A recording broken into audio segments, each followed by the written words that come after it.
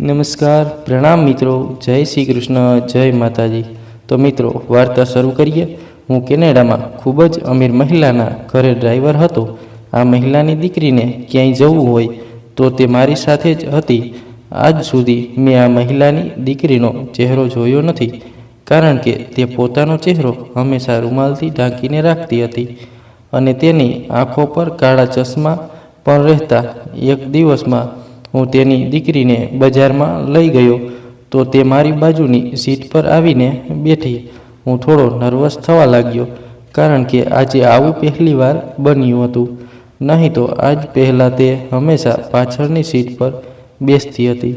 આઘાત તો મને ત્યારે લાગ્યો હતો જ્યારે તે છોકરીએ ચાલતી કારમાં મારા હાથ પર હાથ મૂક્યો। ત્યારે મારું આખું શરીર ડરથી ધ્રુજવા લાગ્યું, કારણ કે મારી સાથે આવું પહેલીવાર બન્યું હતું। તેના કાર્યોથી મને પરસેવો આવવા લાગ્યો। આજે એ છોકરી મારી સામે જુદી નજરે જોઈ રહી હતી। મને તેને જોઈને શરમ આવવા લાગી હતી। મેં કારની સ્પીડ વધારી અને ઝડપથી ઘરે પહોંચ્યો। હું મારા રૂમમાં બેઠો તે છોકરીના કર્તૃત્વ વિશે વિચારી રહ્યો હતો। તે પછી તે મહિલાએ મને તેના રૂમમાં બોલાવ્યો અને તેણે મને જે કહ્યું તે સાંભળીને હું ચોંકી ગયો। તે મને કહેવા લાગી કે તું મારી દીકરી સાથે લગ્ન કરી લે, તેના બદલામાં હું તને અઢળક પૈસા આપીશ, અને જો તું મારી વાત નહીં માને તો તારા ઉપર ખોટા આરોપો નાખીને તને પોલીસને હવાલે કરી દઈશ। હું તેની છોકરી સાથે લગ્ન કરવા માંગતો ન હતો, કારણ કે મને ભારતમાં બીજી છોકરી ગમતી હતી, પરંતુ મારી ગરીબી અને આ મહિલાની ધમકીથી ડરીને હું તેની પુત્રી સાથે લગ્ન કરવા રાજી થયો। તેણે મને એમ પણ કહ્યું હતું કે જો તારી ઈચ્છા હોય તો 2-3 મહિના પછી મારી દીકરીને તલાક આપી દેજે। બસ આટલું વિચારીને મેં લગ્ન કરી લીધા, પરંતુ લગ્નની રાતે તો તે છોકરીએ મારી હાલત જ ખરાબ કરી દીધી।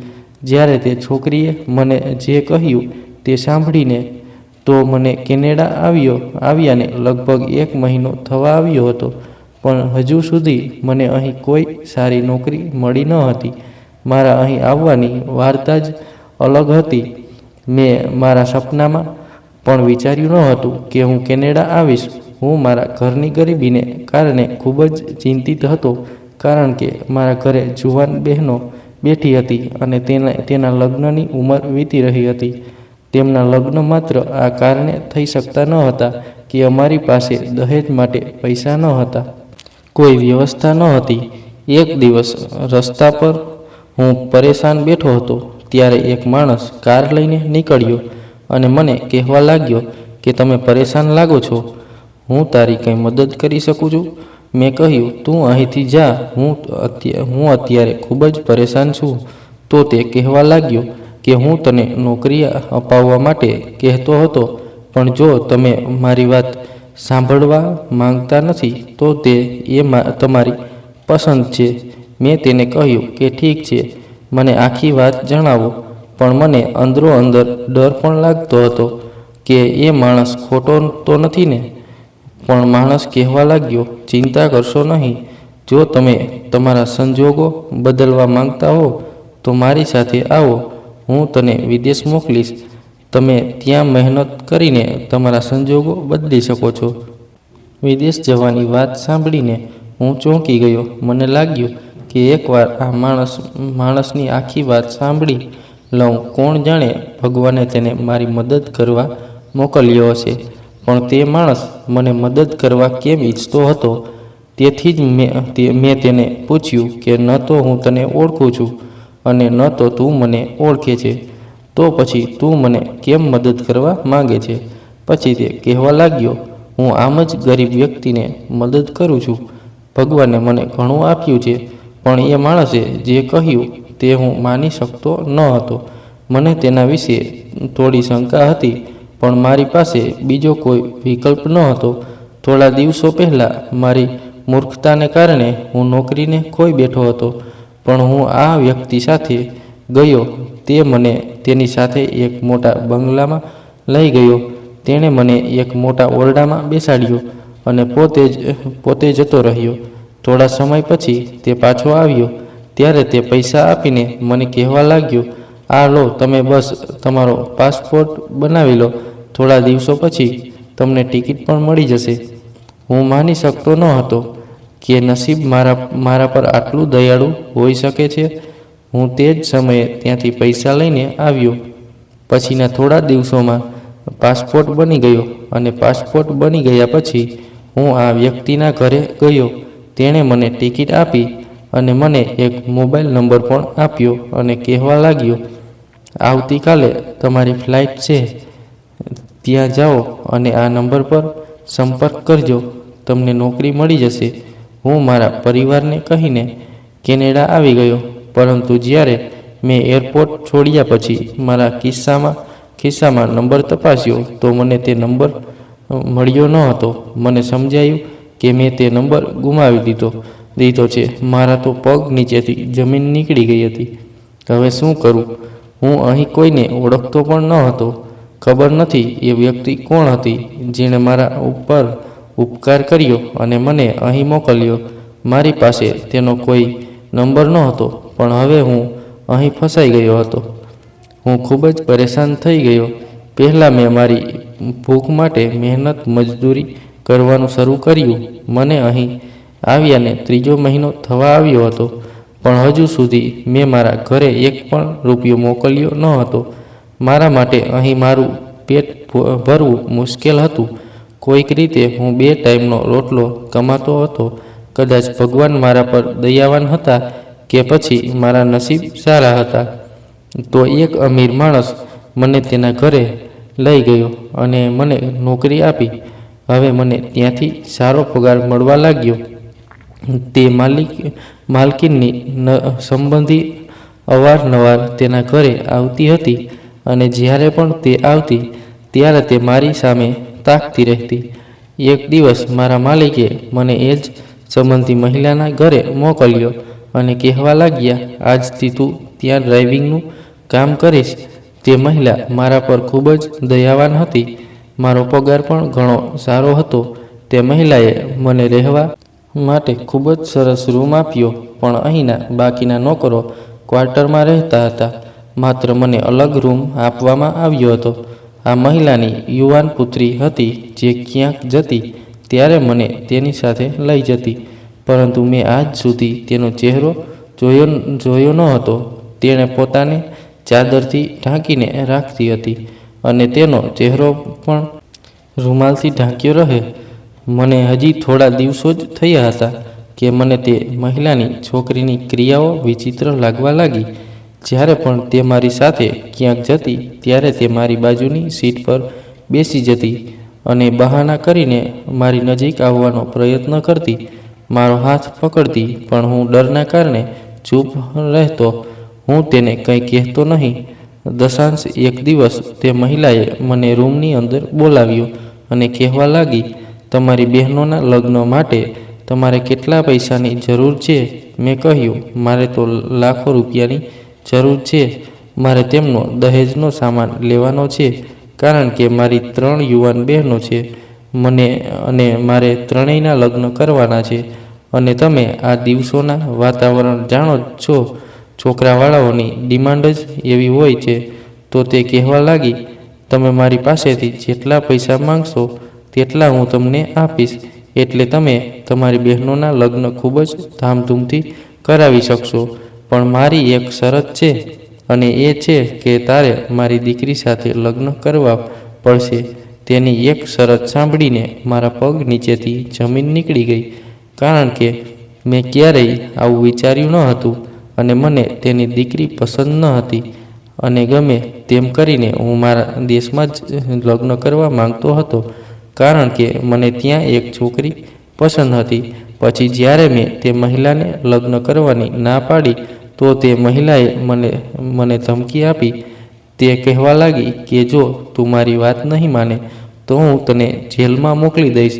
હવે મારી પાસે બીજો કોઈ વિકલ્પ ન હતો, એટલે હું મજબૂરીમાં લગ્ન માટે તૈયાર થઈ ગયો.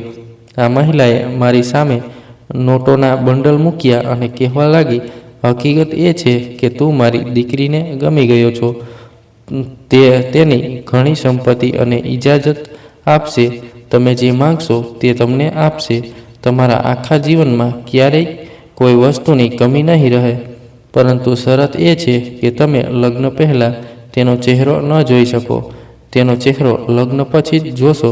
તેની આવી શરત સાંભળીને મને થોડું વિચિત્ર લાગ્યું, પણ આટલા પૈસા જોયા પછી મેં પણ વિચાર્યું હતું કે હવે હું ચોક્કસ તેની દીકરી સાથે જ લગ્ન કરીશ, કારણ કે બદલામાં તે મારું જીવન બદલી દેશે અને મારી બહેનોના પણ લગ્ન થઈ જશે.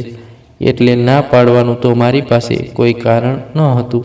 મને અઢળક પૈસા અને બધી જ સુખ શાંતિ મળતી હતી, અને આટલા પૈસાના બદલામાં મારે કોઈ અપંગ છોકરી સાથે લગ્ન કરવાના હોત તો હું તેની સાથે પણ લગ્ન કરી લેત.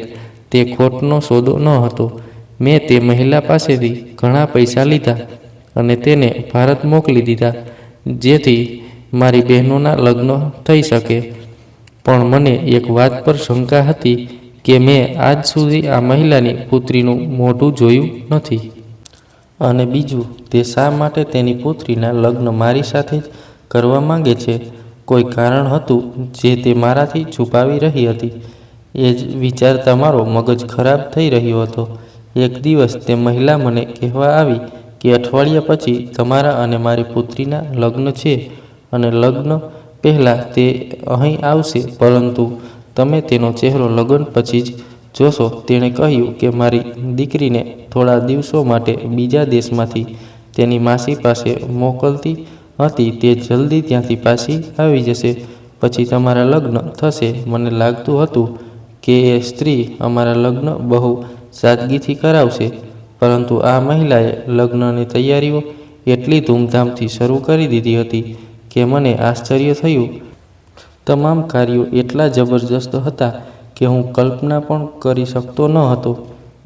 બધી તૈયારીઓ કરી લેવામાં આવી હતી, પરંતુ તેની પુત્રી હજુ આવી ન હતી. હવે મને શંકા હતી કે શું તે લગ્નના સમયે જ આવશે, અને એવું જ થયું. લગ્નના દિવસે સવારે મેં મારા રૂમની બારીમાંથી જોયું. એક મોટી કાર આવી હતી અને એક છોકરી બહાર આવી અને ઘરની અંદર ગઈ, અને તેણે હંમેશની જેમ પોતાને ચાદરથી ઢાંકી લીધી હતી અને તેનો ચહેરો પણ ઢંકાયેલો હતો. તે સ્ત્રીની પુત્રી હતી જે હવે મારી પત્ની બનવાની હતી, પરંતુ તેણે હજી પણ પોતાનો ચહેરો ઢાંકીને રૂમાલ બાંધ્યો હતો. આ બધું જોઈને મને નવાઈ લાગી. પછી વિચાર્યું કે ગમે તે હોય, લગ્ન પછી બધા રહસ્યો પણ ખુલશે. હવે હું લગ્નની રાહ જોઈ રહ્યો હતો. મેં મારા ઘરે લગ્ન વિશે કોઈને કંઈ કહ્યું ન હતું. મેં વિચાર્યું કે મને ખબર નથી કે આ લગ્ન કેટલા સમય સુધી ચાલશે. હું મારા પરિવારને પરેશાન કરવા માંગતો ન હતો.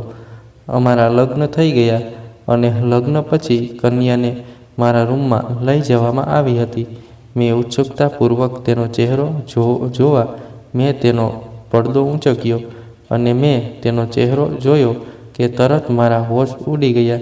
તે મહિલાએ કહ્યું હતું કે હું તને મારી પુત્રી સાથે પરણાવીશ, પરંતુ આ છોકરી જે સામે બેઠી હતી તે બીજી કોઈ છોકરી ન હતી, પણ તે મારું આખું શરીર ધ્રુજી રહ્યું હતું. અને પછી અચાનક મારો ભૂતકાળ મારી સામે આવ્યો. જ્યારે હું ભારતમાં હતો, મારું નામ રાહુલ છે, અને એમાંય કર્યા પછી હું નોકરીની શોધના રસ્તાઓમાં ફરતો હતો. દરેક યુવાનની જેમ મારું પણ ભારત બહાર રહેવાનું સપનું હતું. મોબાઈલ પર બહાર રહેતા લોકોના જીવનના વિડીયો જોઈને મને પણ એક સપનું હતું કે કાશ હું પણ કોઈ વિદેશમાં રહેવા જઈશ. હું સૌથી મોટો ભાઈ હતો અને મારાથી નાના 5 બહેનો ભાઈઓ હતા. કેટલીક વાર મને મારા માતા પિતા માટે પણ ખૂબ જ ગુસ્સો થતો હતો કે આટલા બધા બાળકોને જન્મ આપતા પહેલાં તેઓએ પોતાની જાત અને તેમના ઘરની સ્થિતિ અને અમારી ગરીબી જોવી જોઈતી હતી. જો તેણે ઓછા બાળકો પેદા કર્યા હોત તો ઓછામાં ઓછું મારું જીવન તો સરળ બની ગયું હોત. મોટો દીકરો હોવાથી ઘણી જવાબદારીઓ મારા નાજુક ખભા પર આવી ગઈ હતી. તેથી મેં નોકરી કરવાનું શરૂ કરી દીધું હતું. સવારે હું કોલેજ જતો અને સાંજે જોબ કરતો. આ રીતે મેં મારો અભ્યાસ પૂર્ણ કર્યો અને પછી નોકરી શોધવાનું શરૂ કર્યું. પણ આજના સમયમાં નોકરી મળવી સરળ કામ નથી. ઘણી મહેનત અને ખૂબ જ મુશ્કેલી પછી મને એક મોટા સાહેબના ઘરે ડ્રાઈવરની નોકરી મળી. પગાર પણ ઘણો સારો હતો. તેથી જ હું ચૂપચાપ ત્યાં કામ કરવા લાગ્યો. હું સવારે 7 વાગ્યાથી મારા કામ પર જતો અને સાહેબની દીકરીને મૂકવા ઓફિસે જતો. ક્યારેક બપોરે 2 વાગ્યે અને ક્યારેક સાંજે 5 વાગ્યે હું મેડમને ઓફિસથી ઘરે પાછા લાવવા જતો. મારે બીજું કંઈ કામ કરવાનું ન હતું. બાકીના સમયમાં હું ફ્રી રહેતો, કારણ કે મારું કામ ફક્ત સાહેબની દીકરીને ઘરે અને ઓફિસ મૂકવા લેવાનું જ હતું. સાહેબની દીકરી હંમેશા પોતાનો ચહેરો ઢાંકતી. મેં હજુ પણ તેનો ચહેરો જોયો નથી અને ન તો મને જોવાની કોઈ ઈચ્છા હતી, કારણ કે હું ત્યાં ફક્ત મારું કામ કરવા જતો હતો અને હું મારા કોઈ પણ ખોટા કામની સજા ભોગવવા માંગતો ન હતો, કારણ કે મારા ઘરના સંજોગો એવા ન હતા કે હું થોડા દિવસો પણ ઘરે બેસીને ખાઈ શકું. મારા મિત્રો મને સમજાવતા કે તારે તારા બોસની દીકરીને તારા પ્રેમની જાળમાં ફસાવી લેવી જોઈએ, કારણ કે તે કરોડપતિની દીકરી છે અને તું પણ ઓછો સ્માર્ટ નથી. જો તેને તું ગમી ગયો તો તારું આખું જીવન મોજમાં પસાર થશે. હું ક્યારેક આ વિશે વિચારતો કે મારે લગ્ન કરી લેવા જોઈએ, કારણ કે તે અમીર થવાનો શોર્ટકટ અને ખૂબ જ સરળ રસ્તો હતો. પરંતુ મારા ડરને કારણે હું માલિકની પુત્રીની સામે મોઢું પણ ઊંચું કરી શકતો ન હતો. આ છોકરીએ પણ ક્યારેય મારી સાથે વાત કરવાની કોશિશ કરી નથી, પરંતુ મને લાગતું હતું કે કદાચ તે મૂંગી હશે, કારણ કે મેં તેને 1 મહિનામાં ક્યારેય વાત કરતા સાંભળી નથી. મારા મિત્રો મને કહેતા હતા કે તારે તેની સાથે વાત કરવાનો પ્રયત્ન કરવો જોઈએ. એક દિવસ મેં ઘણી હિંમત ભેગી કરીને તેની સાથે વાત કરવાનો પ્રયાસ કર્યો અને મેડમે પૂછ્યું કે મારે કાલે રજા જોઈએ છે. આવતીકાલે હું તમને મૂકવા અને લેવા માટે આવી શકીશ નહીં. મારે કોઈ અગત્યનું કામ છે. મને લાગ્યું કે તે મને પૂછશે કે શા માટે તમે કામ પર નથી આવવાના, પણ તેણે મને એક શબ્દ પણ ન બોલ્યો અને માત્ર માથું હલાવ્યું. પછી મને મારા પર ખૂબ જ ગુસ્સો આવ્યો. મેં વિચાર્યું કે શા માટે હું આ પથ્થરદિલ છોકરી સાથે માથું ફોડી રહ્યો છું. મને નથી લાગતું કે તે મારી કોઈ જાળમાં ફસે. બીજા દિવસે મેં જાણી જોઈને રજા લીધી, કારણ કે મેં મેડમ સાથે રજા વિશે વાત કરી હતી. હવે મારી પાસે રજા સિવાય બીજું કોઈ પગલું ન હતું. મેં વિચાર્યું, બીજા દિવસે હું જઈશ પછી તે ચોક્કસ મને પૂછશે કે ગઈકાલે તારે શું કામ હતું. પણ તે પૂછે તે પહેલાં તેના પિતાએ મને પૂછ્યું કે ગઈકાલે તું ક્યાં ગુમ હતો, કેમ ન આવ્યો? મેં કહ્યું, સર, ગઈકાલે તમે ઘરે ન હતા. મેં મેડમ સાહેબાને કહ્યું કે તારે કોઈ અગત્યનું કામ છે, તેથી જ હું આવતીકાલે નહીં આવી શકું. સાહેબે કહ્યું કે સારું છે, પણ આગળ જો તારે રજા લેવી હોય તો મને કહેવાનું. તારે મારી દીકરી સાથે વાત કરવાની જરૂર નથી. તેમની વાત સાંભળીને મને આશ્ચર્ય થયું અને વિચારવા લાગ્યો કે સાહેબ તેમની દીકરી પર આટલા નારાજ કેમ છે. મેં તેને ક્યારેય મેડમ સાથે પ્રેમથી વાત કરતા જોયા નથી અને દિવસ ઘરના જૂના નોકર પાસેથી ખબર પડી કે તે સાહેબની દીકરી નથી, પણ સાહેબના ભાઈની દીકરી છે. તેનું નામ ખુશ્બુ છે અને ઓફિસમાં બધા તેને રિયા મેડમ કહી બોલાવે છે. તે બીજા દેશમાં રહે છે, પરંતુ વર્ષના કેટલાક મહિના જ અહીં વિતાવે છે. સાહેબને તેના કાર્યથી ખૂબ નફરત છે, પરંતુ તેઓ તેને કંઈ કહેતા નથી અને મેં પણ તે ક્યાં જાય છે અને શું કામ કરે છે તે મેં આજ સુધી ધ્યાનથી જોયું નથી. હું તેમને ડ્રોપ કરીને કાર લઈને પાછો આવતો હતો. બીજા દિવસે જ્યારે મેં ઓફિસની સામે તેને ઉતારી અને જ્યારે તે બોર્ડ વાંચ્યું કે જેની સામે મેં તેને છોડી છે, તે વાંચીને મારા પગ નીચેથી જમીન નીકળી ગઈ. તે કોઈ સેન્ટર હતું જે કિન્નરોની દેખભાલ માટે બનાવવામાં આવ્યું હતું. તે છોકરી તે સેન્ટરની અંદર ગઈ અને મેં કાર દૂરના અંતરે ઊભી કર્યા. થોડી વાર પછી ત્યાંથી કેટલાક કિન્નરો બહાર આવ્યા. એટલે મેં એક માણસને પૂછ્યું, આની માલકીન કોણ છે? પછી તેણે મને કહ્યું કે રિયા મેડમ છે. તે ખૂબ જ મોટા પરિવારની છે. તે ખૂબ જ સમૃદ્ધ અને ખૂબ જ સારી છોકરી છે. તે અહીં કિન્નરોને ભણાવવા માટે આવે છે. હું તેમનાથી ખૂબ જ પ્રભાવિત થયો હતો. મને થયું, રિયા મેડમ કેટલીક સારી છે. તે કિન્નરોની ખૂબ કાળજી રાખે છે અને હું ખરેખર તેને પસંદ કરવા લાગ્યો. ધીમે ધીમે મેં તેની સાથે વાત કરવાનું શરૂ કર્યું. થોડા દિવસોમાં તે પણ મારી સાથે ભળી ગઈ. હવે અમે વારંવાર વાતો કરતા. હવે કારમાં બેસતાની સાથે જ તે ચહેરા પરથી રૂમાલ કાઢી નાખતી અને આખા રસ્તે અમે વાતો કરતા રહેતા. તેમના કાકાની જેમ મને પણ તેમનું કિન્નરો માટેનું કામ ગમતું ન હતું, પરંતુ હું તેમને આ કહી શકતો નહીં. હવે મને પણ દિલમાં લાગવા માંડ્યું હતું કે હું તેને ગમવા લાગ્યો છું. પછી અમારા મળવાના સમાચાર રિયા મેડમના કાકાના ધ્યાનમાં આવ્યા. એક દિવસ તેણે મને તેના ઘરે બોલાવ્યો અને કહેવા લાગ્યા, શું તું જાણે છે કે રિયાની સચ્ચાઈ શું છે? જો તને રિયાની વાસ્તવિકતા ખબર પડી જશે તો તમે ઉલટા પગલે અહીંથી ભાગી જશો.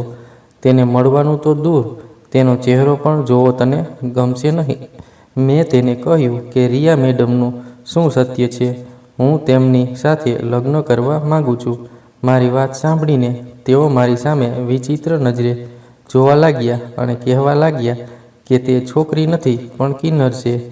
તે ન તો પુરુષ છે કે ન કોઈ ક્ષત્રિય, પરંતુ તે ત્રીજી જાતિની છે. તો તું તેની સાથે લગ્ન કેવી રીતે કરી શકે?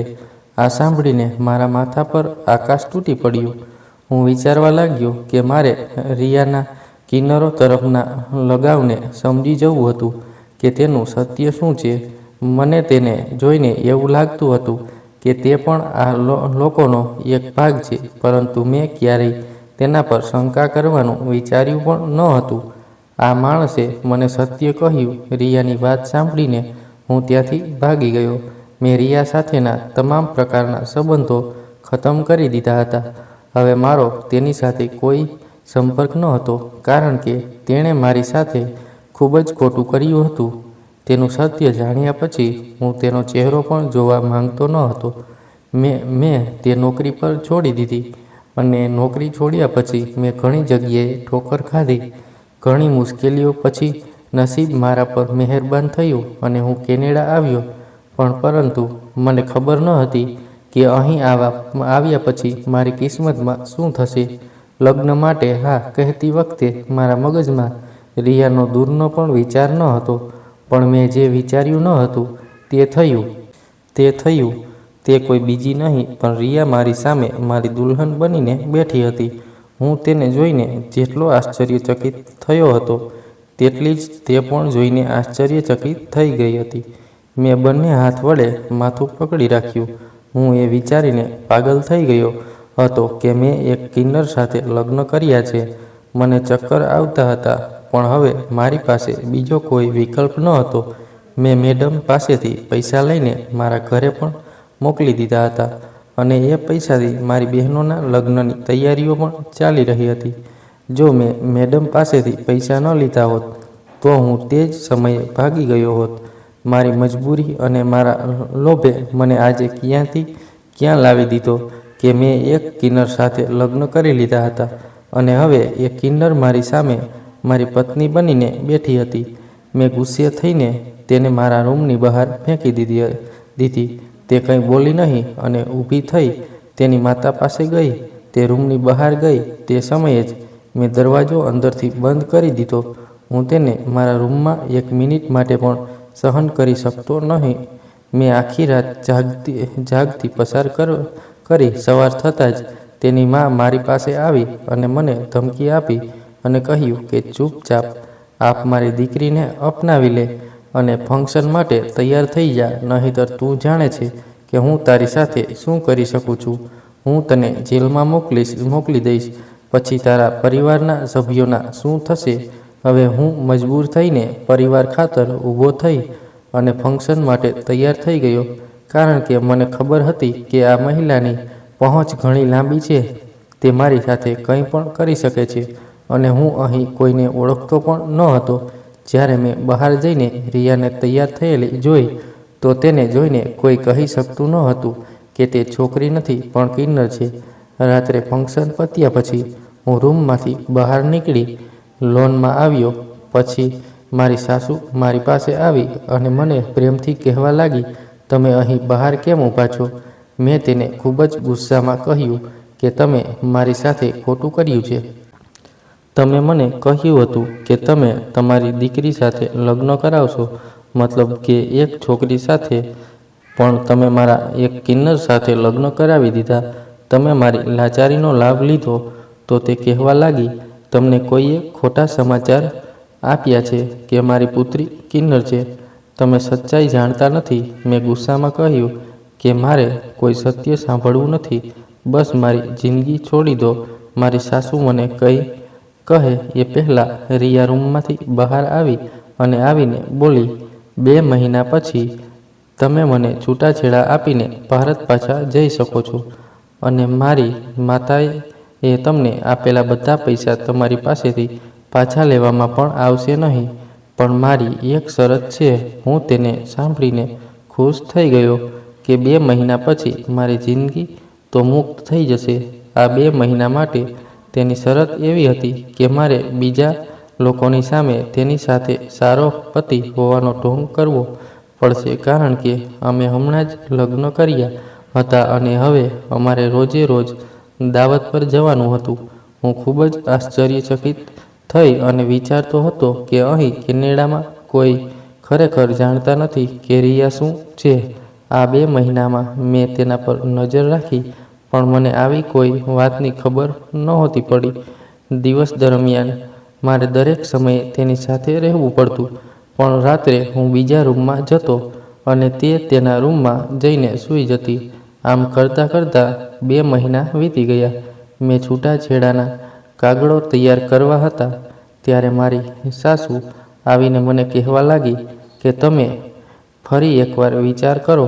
તમે હજુ બધું સત્ય જાણતા નથી.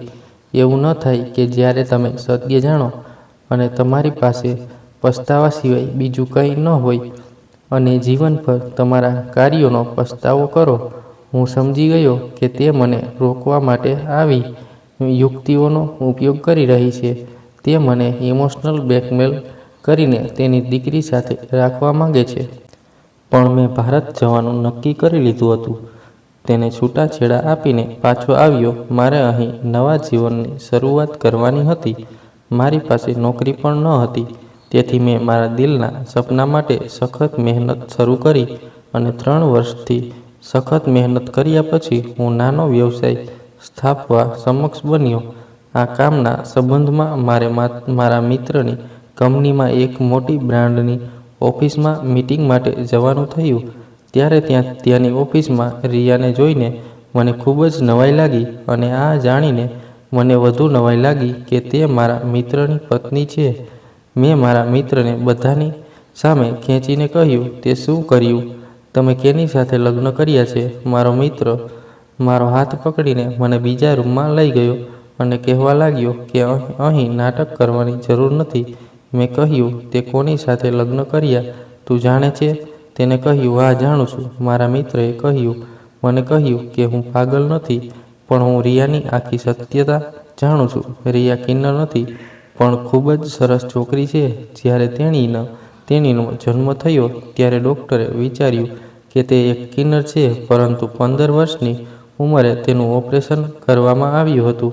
ત્યારે તે છોકરી બની ગઈ. પરંતુ તેના પરિવારના સભ્યોએ આ વાત પર વિશ્વાસ કર્યા અને રિયાના પડોશીઓ અને પરિવારના સભ્યો કહેવા લાગ્યા કે તે કિન્નર છે. લોકોની વાતોથી કંટાળીને રિયાના માતા પિતાએ તેને કેનેડા શિફ્ટ કરી દીધી. અભ્યાસ પૂરો કર્યા પછી રિયાએ કિન્નરો માટે કંઈક કરવાનું વિચાર્યું, કારણ કે તેના પર માત્ર કિન્નર હોવાનો આરોપ હતો. તે કિન્નર ન હતી. તેમ છતાં લોકો અને તેના પોતાના પરિવારે તેનું જીવન નરક બનાવી દીધું હતું. તે પોતે કિન્નર ન હોવા છતાં આટલું સહન કરે છે, તો ખરેખર જે લોકો કિન્નર હોય તેનું જીવન કેટલું મુશ્કેલ હશે. તેથી તે વર્ષના થોડા મહિનાઓ માટે ભારતમાં રહેવા આવતી હતી અને તેણે એક સેન્ટર ખોલ્યું હતું. તેના કામના કારણે તેના સંબંધીઓની શંકા વધી હતી કે તે છોકરી નહીં પણ કિન્નર છે. આ દરમિયાન રિયા તને મળી અને તને પ્રેમ કરવા લાગી અને બીજા લોકોની જેમ તેના કાકાની વાત સાંભળી તેને છોડીને ભાગી ગયો. તારા ગયા પછી રિયા બહુ બીમાર પડી. જ્યારે તેની મમ્મીને તારા વિશે ખબર પડી, તેણે તને કેનેડા બોલાવ્યો અને આ બધું તેને જ કર્યું હતું. તે કોઈ પણ સંજોગોમાં તેની દીકરીનું ઘર વસાવવા માંગતી હતી, જેથી તને બળજબરી અને પૈસાની લાલચ આપીને તેણે તારા લગ્ન રિયા સાથે કરાવી દીધા અને લગ્નની રાત્રે તારી બધી ગેરસમજો દૂર થઈ જશે અને તને સત્ય ખબર પડી જશે. તે હું વિચારી રહી હતી કે તે કિન્નર નથી પણ એક છોકરી છે, પણ તું તો એટલો પથ્થર દિલનો છો કે તે રિયાની વાત સાંભળી પણ નહીં અને તેને રૂમમાંથી બહાર ફેંકી દીધી. તું તો રિયાને એ સમજતો હતો જે લોકોએ તને કહ્યું. તારા ગયા પછી તે ફરી એકવાર ખૂબ તૂટી ગઈ હતી. તે સમયે મેં તેને ટેકો આપ્યો અને તેની બધી સત્યતા જાણ્યા પછી મેં તેને લગ્ન માટે પ્રપોઝ કર્યું. હવે અમે ત્યાંથી કાયમ માટે ભારત દેશ ગયા છીએ. રિયાએ પોતે જ મને આ બધી વાતો પોતાના મોઢેથી કહી છે, જેથી કાલે હું તેને તારી જેમ છોડી ન દઉં. આ સાંભળી હું તેવો થઈ ગયો કે મારામાં જીવ જ નથી. મેં આ શું કર્યું હતું? મેં મારા હાથે મારા પગ પર કુહાડી મારી હતી. મારો દોસ્ત 6 વર્ષ થઈ વિદેશના ધક્કા ખાતો હતો, પણ તેને સારી નોકરી ન મળી અને આજે રિયા સાથે લગ્ન કરીને તે મોટી કંપનીનો માલિક બની ગયો હતો. મારા મિત્રએ કહ્યું, કિસ્મતે વારંવાર તને મોકો આપ્યો પણ તે ગુમાવી દીધો. તે રિયા જેવી છોકરીને પણ ગુમાવી દીધી. આ સાંભળી હું ઓફિસમાંથી બહાર આવ્યો. આમાં બધો વાંક મારો જ હતો. મેં ત્યારે રિયાની વાત સાંભળી હોત તો રિયા આજે મારી પત્ની હોત. વિડીયો સારો લાગ્યો હોય તો વિડીયોને લાઇક, શેર, સબસ્ક્રાઈબ અને કોમેન્ટ કરી દેજો. ધન્યવાદ.